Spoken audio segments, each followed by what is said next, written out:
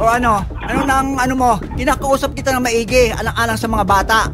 Anong ginagawa mo? Mga bata pinabayaan mo na. Di ba sinabihan na nga kita? Ano, mas mahal mo ba ang lalaki ng kesa sa mga anak natin? Ano ka ba? Ano po ang maling ginagawa sa inyo ni Sir Rogelio? Yung pong mga salitang hindi magaganda. Tulad po ng ano, ma'am? Makate. Hindi ba tama si Sir Rogelio? Tama naman po siya.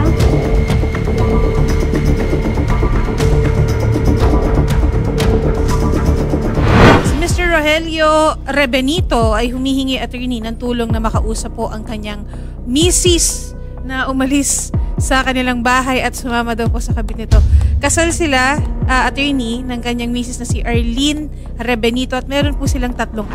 Sige, Sir Rogelio, magandang hapon po. Sir, kayo daw ay gusto makipagbalikan, gusto niyong makausap ang inyong asawa, si Opo. Ma'am Arlene. Sir, pakikwento naman, paano po kayo naghiwalay unang-una? Kasi ganito ho yun. Yung noong naghahanap buhay ako, meron kasi kaming RC-han. RC Cola. Kasi soft drinks Meron dealer kami po kasing siya. ganon. Ngayon, ang nagmamanage, misis ko. Ako sa delivery. Okay. Tapos, hindi ko naman alam na merong lalaki sa amin na asawa ng pinsan niya.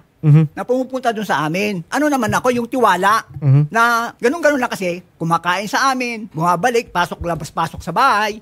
Tapos, nalaman ko ng mga ilang taon, meron na pala silang relasyon. Okay. Kasi pinatawag ko na ho sa barangay. Nagka-developan na sila.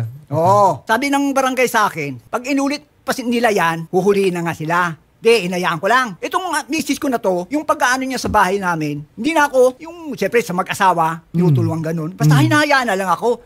Palagi siyang balisa, palagi siyang ganun, palaging cellphone ang hawak.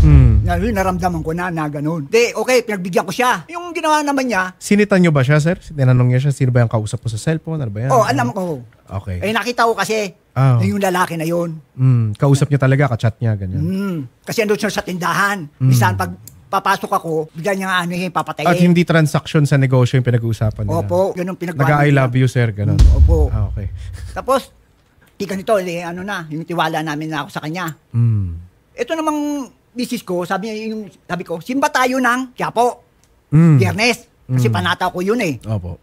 Pag sabi ko sa kanya, kasi simba tayo, ayaw daw niya masakit ang tiyan. Kaya yun ang ginawa niya, sige, alis na ako. Pagdating ko ng 2:00, sabi ng anak ko, pa, kasama mo ba si mama? Hindi, nandiyan, iniwan ko, masakit doon tiyan eh. Pag ano ko doon, wala. Wala. Hindi ko naman, hinayaan ko na. Yung Sabado, bumangon ko maaga, naligo ko. Tapos pag gano ko, gising ko, nakita ko siya sa sala. Sabi ko, saan ka galing? Nakangiti lang sa akin. Sabi, okay lang yon. Tapos, aayos daw siya ng damit. Niligpit daw siya. Magpapahinga lang daw muna. Yung nagligpit na ng pagka 2:00, nagligpit na ng gamit. Yung babanat ng layas. Tapos sasabihan ako ng hindi na ako mahal. Yun ang nasaktan ako. Tapos naghiwalay na po kayo nung sinabi niya hindi ka na mahal. Yun, hindi na siya bumalik. Hindi na siya bumalik. Alam niyo po saan siya tumuloy, sir? Tumuloy siya doon sa lalaki sa Langkaan. Langkaan, okay. Kilala niyo po yung lalaki?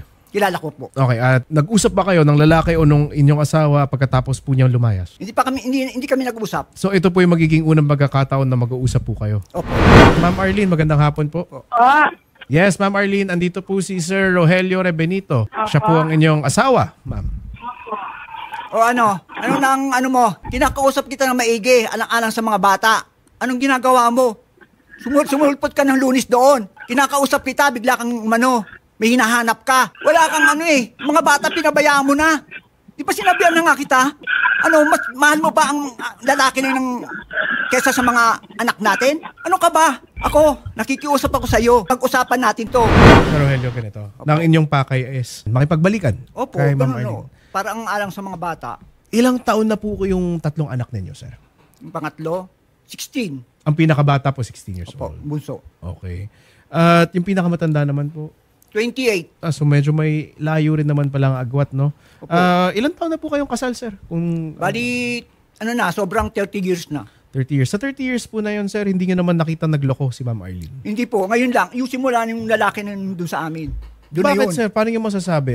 Kakaiba ba yung kagwapuhan ni Edwin? Hindi ko pa, alam mo, na siguro na niya yung matanda na ako. Yun bata. Doon na nga tayo. Ilang taon, sir? Diba? Sir Edwin po, ilang taon? 46. Hindi na rin naman bata, sir, di ba? 46. Opo. Ma'am Arlene? Ma'am, ano po masasabi niyo kay Rogelio, ang inyong asawa? Willing ba po kayo makipagbalikan sa kanya, ma'am? Yeah, maraming guys po ako sa loob sa binulit yan. Pero sa ulit po kasi yung ano namin. Sasabihin niya tinatawag na ako. Pero hindi ko sa uwi. Hindi ko sabi mo.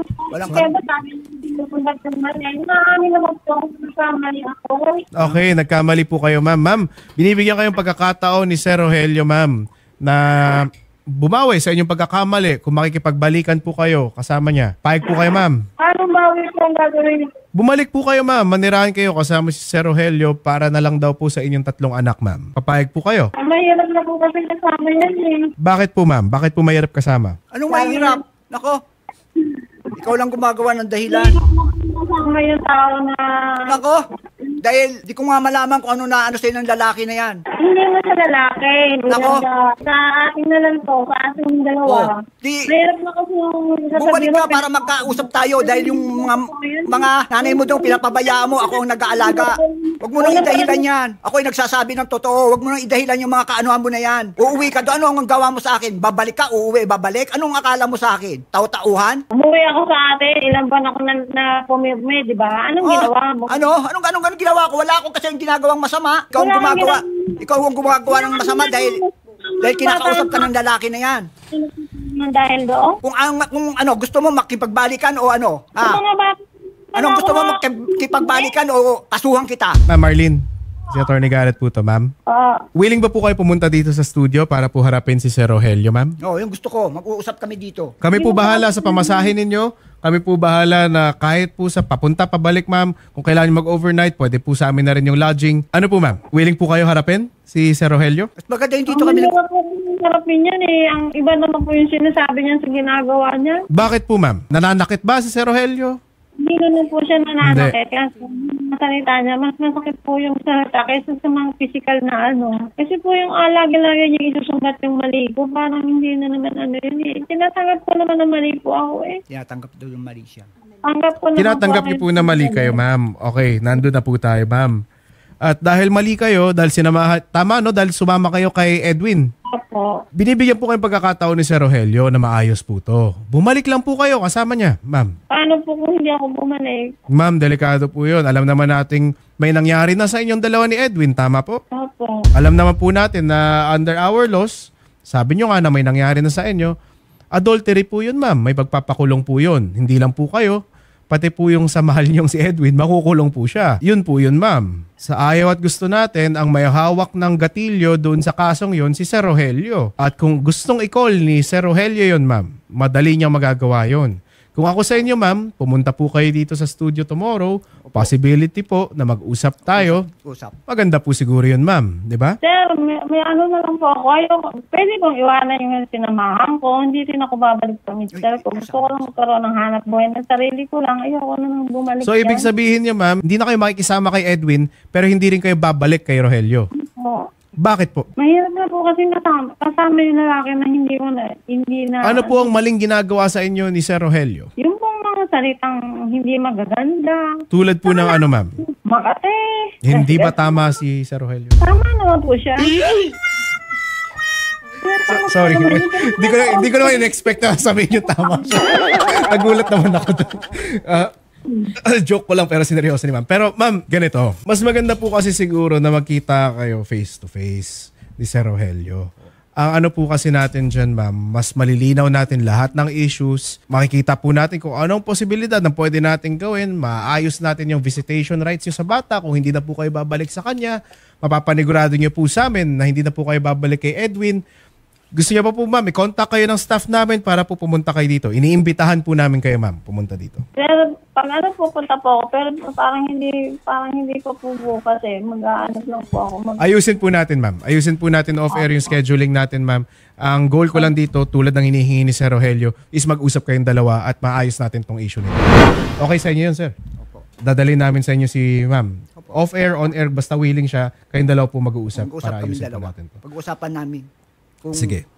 ano yung dapat na paparaan na matapos namin itong problema. Gawa na nakakaano sa negosyo ko. Hindi ko Nakaka-apekto na sa apekto po. Sige, Sir Rogelio, ganito, mag-set tayo ng part 2 ninyo, off-air o on-air, may behind the scenes o wala. Ang gusto ko lang is masettle yung problema ninyo ni Ma'am Arlene. Opo.